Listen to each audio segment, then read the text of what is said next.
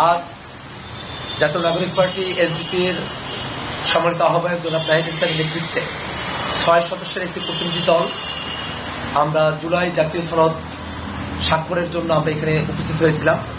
আপনারা সকলে জেনে থাকবেন যে 24-এর অভ্যুত্থানের মধ্য দিয়ে আমরা যে নতুন বাংলাদেশ গড়তে চেয়েছিলাম, যার কথা ব্যক্ত করেছিলেন জাতীয় নাগরিক পার্টির আহ্বায়ক জনাব নাহিদ ইসলাম, একটা ফেসিবাদ মুক্ত বাংলাদেশ, একটা নতুন বন্দোবস্তের বাংলাদেশের তারই লক্ষ্য নিয়ে আমরা ঐক্যবদ্ধ কমিশনে জাতীয় নাগরিক পার্টি এনসিপির তরফ থেকে আমরা সার্বক্ষণিক আমাদের উপস্থিতি এবং সংস্কারের পক্ষে আমাদের বক্তব্য আমরা সবসময় ব্যক্ত করে এসেছি।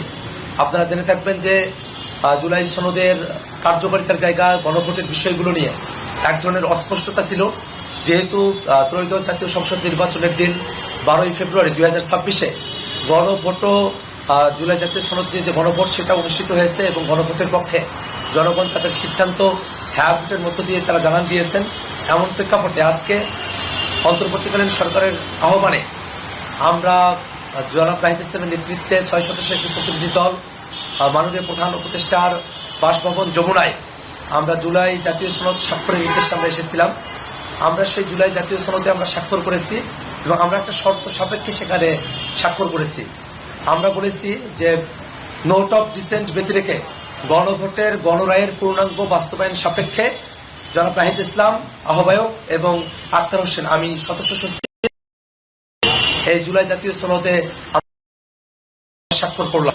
জুলাই জাতির জন্য একটা বাংলাদেশ রাষ্ট্রটিকে নতুন করে গড়বার বিশেষত আমরা যত পর্যন্ত আমরা আকাঙ্ক্ষা করেছিলাম একটা একেবারেই ফেসিবাদ মুক্ত একটা বাংলাদেশ, তার পুরোটা অর্জন করতে না পারলেও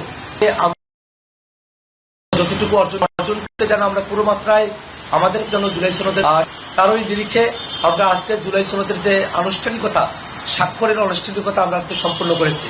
আমরা আপনাদেরকে একটা বিষয় জানিয়ে দিতে চাই যে এবারের যে নির্বাচন সেটা যেমন একই সাথে জাতীয় সংসদ নির্বাচন এবং একই সাথে এটা সংবিধান সংস্কার পরিষদের নির্বাচন।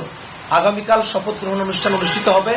আমরা এটা আশা করি এবং জাতীয় নাগরিক পার্টি এনসিপির তরফ থেকে এ দাবি রাখছি যে আগামীকাল কোনো প্রকার ব্যত্যয় ব্যতিরেকেই প্রথমে সংবিধান সংস্কার পরিষদের সদস্য হিসেবে যারা নির্বাচিত হয়েছেন তারা শপথ গ্রহণ করবেন এবং তারপরেই জাতীয় সংসদের সদস্য হিসেবে তাদের যে শপথ সেই শপথ তারা গ্রহণ করবেন এবং উভয় শপথই অবশ্যই একজন ব্যক্তি অর্থাৎ জুলাই জাতীয় সনদে যেভাবে বিবৃত হয়েছে যিনি চিফ ইলেকশন কমিশনার আছেন তার নেতৃত্বেই তার হাত ধরেই আমরা জুলাই জাতীয় সনদের মতো করেই সংবিধান সংস্কার পরিষদের শপথ এবং জাতীয় সংসদ সদস্য হিসেবে যে শপথ সেটা আমরা গ্রহণ করব।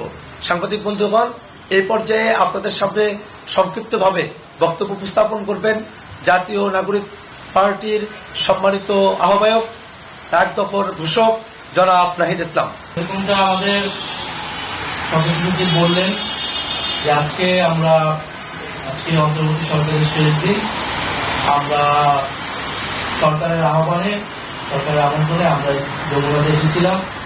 জুলাই জাতীয় সনদ যে সংস্কারের যে ঐক্যমতের দলিল সেটাতে জাতীয় নাগরিক পার্টির পক্ষ থেকে স্বাক্ষর সম্পন্ন করার জন্য। আপনারা ইতিমধ্যে জানেন যে এই জুলাই জাতীয় সনদ বা এই সংস্কারের দাবি আমাদের জুলাই গণ অভ্যুত্থান থেকেই ছিল। আমরা যে নতুন বন্দোবস্তের কথা বলেছি, রাষ্ট্র সংস্কারের কথা বলেছি, পরবর্তীতে সংস্কার কমিশনের উদ্যোগে সবকিছুই সেই সময় বৈষম্য বিরোধী ছাত্র আন্দোলন এবং পরবর্তীতে জাতীয় নাগরিক কমিটি হয়ে জাতীয় নাগরিক পার্টি আমরা সংস্কারের পক্ষে সবচেয়ে দৃঢ় অবস্থান নিয়েছিলাম।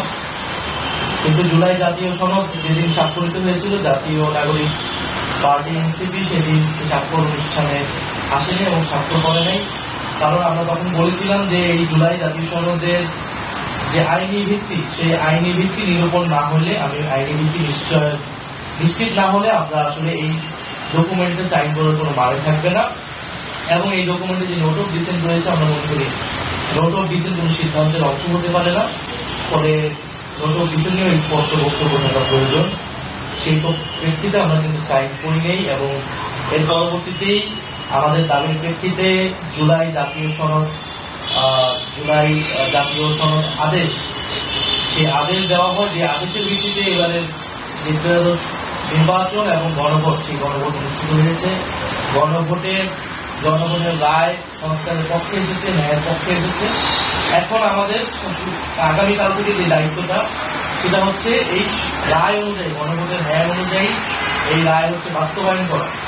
আমরা জাতীয় নাগরিক পার্টি এনসিপি কিন্তু সংসদ নির্বাচনে অংশগ্রহণ করেছি, সংসদে যাচ্ছি এই জুলাই জাতীয় সনদ এবং এই যে সংস্কারের আকাঙ্ক্ষা, সেটা বাস্তবায়ন করার জন্য। এটাই আমাদের ম্যান্ডেট, জনগণ আমাদেরকে এই ম্যান্ডেট দিয়েছে। ফলে সেটার জন্য আমরা মনে করছি যে আগামীকাল শপথের আগে এবং এই অন্তর্বর্তী সরকারের শেষ সময়ে এসে এই দলিলের সম্পূর্ণতার লক্ষ্যে জুলাই জাতীয় সনদ বাস্তবায়নের স্বার্থে আমাদের স্বাক্ষর করা প্রয়োজন। আমরা সেরকম স্বাক্ষর করেছি এবং স্বাক্ষরে আমাদের যেটা কমেন্ট আমরা রেখেছি যে আমরা কোনো নোট অফ ডিসেন্ট এটা ব্যতিরিকে আমরা স্বাক্ষর করেছি এবং গণভোটের গণরায় পূর্ণাঙ্গ বাস্তবায়ন হবে এই সাপেক্ষে। ফলে এটি আমাদের আজকে আমাদের স্বাক্ষরের মধ্যে দিয়ে জুলাই জাতীয় সনদ সম্পূর্ণতা পেল এবং আমাদের আগামীকাল থেকে এটার কাজ হচ্ছে যে সংস্কার সভা হবে, সংস্কার পরিষদ হবে, সেই সংস্কার পরিষদে এইটা জুলাই জাতীয় সনদ এবং গণভোটের যে আদেশ, সেই আদেশ অনুযায়ী সংস্কারগুলোকে বাস্তবায়ন করা। তো আমরা আগামীকাল আমাদের এখনো আমাদেরকে আনুষ্ঠানিকভাবে জানানো হয়নি, কিন্তু আমরা আইন উপদেষ্টা এবং সংসদ বিভাগের যে সচিব রয়েছেন তার সাথে কথা বলে, অনানুষ্ঠানিকভাবে কথা বলে দেখেছি যে আগামীকাল 2টি শপথ অনুষ্ঠিত হচ্ছে এবং এটাই হওয়ার কথা। যে কারণ এই গণভোটের আদেশে খুব সুস্পষ্টভাবেই লেখা আছে যে যারা নির্বাচিত হবে, নির্বাচিত প্রতিনিধিরা জাতীয় সংসদের সদস্য হবে এবং সংস্কার পরিষদের সদস্য হবেন একই সাথে। ফলে একই সাথে এই শপথের মধ্যে দিয়ে আগামীকাল শুধু জাতীয় সংসদ নয়, বরং সংস্কার পরিষদ গঠিত হবে। যে সংস্কার পরিষদ নির্ধারিত সময়ের মধ্যে আমাদের যে গণভোট, যে ন্যায়ের পক্ষে রায় এসেছে, সেই ন্যায়ের পক্ষে গণভোটের যে আদেশের যে গণভোটের যে প্রশ্নগুলো ছিল, সেই সংস্কারগুলা আমরা দ্রুত সময়ের মধ্যে বাস্তবায়ন করতে পারবো বলে আশা রাখছি। আমরা অন্তর্বর্তী সরকারকেও ধন্যবাদ জানাই। আমরা এই পুরো সময়টাতে অন্তর্বর্তী সরকার গণ অভ্যুত্থান পরবর্তী দায়িত্ব নেওয়া এবং নানান সমালোচনা, সীমাবদ্ধতা সত্ত্বেও সংস্কার, বিচার এবং একটি নির্বাচনের মাধ্যমে একটা শান্তিপূর্ণ ক্ষমতা হস্তান্তর আমরা হয়তো আগামীকাল দেখতে পারবো। সেটার জন্য ডক্টর মোহাম্মদ ইউনূস এবং এই অন্তর্বর্তী সরকারকে আমরা ধন্যবাদ জানিয়েছি।